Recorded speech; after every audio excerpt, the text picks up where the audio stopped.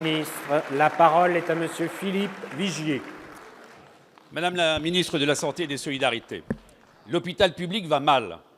Fonctionnement à flux tendu dans les hôpitaux avec des personnels souvent en souffrance, explosion des déficits annoncés pour 2017 à 1,5 milliard d'euros, fermeture nombreuse de lits, de chirurgie, de médecine, de lignes de garde d'urgence, mais également de maternité, décidées par les agences régionales de santé sans même concertation, difficultés croissantes de recrutement, de médecins en particulier dans des services aussi vitaux que les urgences, et mise en place de groupements hospitaliers de territoire, quelquefois dans la douleur.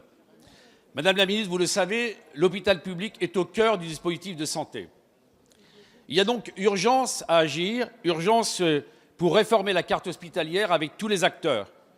Bien sûr, les professionnels de santé publics, privés, mais également tous les élus, parce que, comme l'a rappelé le Premier ministre il y a quelques jours, à la conférence des territoires, la santé est au cœur de la vie des territoires et que l'accès aux soins de qualité est un droit pour tous. Il y a donc urgence à agir pour que les hôpitaux publics aient plus d'autonomie de fonctionnement, pour que les partenariats publics-privés s'imposent et que l'arrivée de la télémédecine se généralise pour une meilleure efficience des soins. Il y a urgence à agir pour réformer en profondeur cette tarification à l'activité et que le recrutement d'intérimaires dans les hôpitaux ne soit plus que l'exception et non la règle, comme on le voit trop à l'heure actuelle. Alors, Madame la Ministre, êtes-vous déterminée à réformer en profondeur l'hôpital public? Il y va de la santé de nos compatriotes. Je vous remercie. Merci, Monsieur le député. La parole est à Madame Agnès Buzyn, ministre des Solidarités et de la Santé.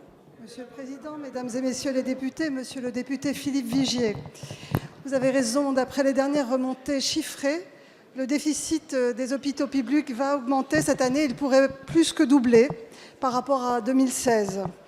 Tous les hôpitaux ne sont cependant pas impactés de la même façon puisque, malgré un déficit global de 500 millions d'euros l'an dernier, cela représente 0,6% du budget consolidé de l'hôpital public, la majorité des hôpitaux restaient en excédent.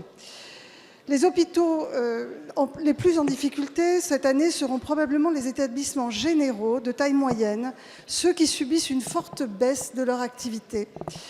Les hôpitaux font donc face à une transformation de fond de notre système de santé, notamment à cause du virage ambulatoire qui est souhaité, et perdent en activité. Je tiens donc à préciser que le sujet ici n'est pas purement hospitalier. Il faut repenser l'ensemble du système et d'accès aux soins dans sa globalité, l'hôpital au sein d'un territoire, au sein d'un système de santé pluriel avec un secteur libéral.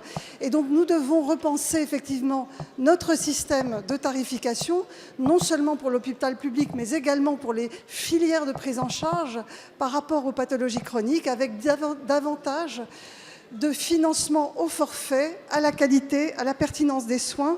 Et cela engagera évidemment une réforme de fond du financement de notre système de santé. Par ailleurs, les GHT, je l'ai dit tout à l'heure, doivent nous aider à restructurer les hôpitaux de proximité de façon à améliorer l'accès aux soins, à permettre à chacun d'accéder à des soins de qualité en fonction du plateau technique organisé sur le territoire. Et donc, je souhaite poursuivre cette dynamique de réorganisation sur le terrain. Monsieur le député, j'ai confiance dans l'hôpital public et dans les équipes qui ont déjà fait d'énormes efforts pour comprendre et poursuivre cette transformation de notre système de santé. Et je les remercie pour leur engagement. Je vous remercie. Merci, Madame la Ministre.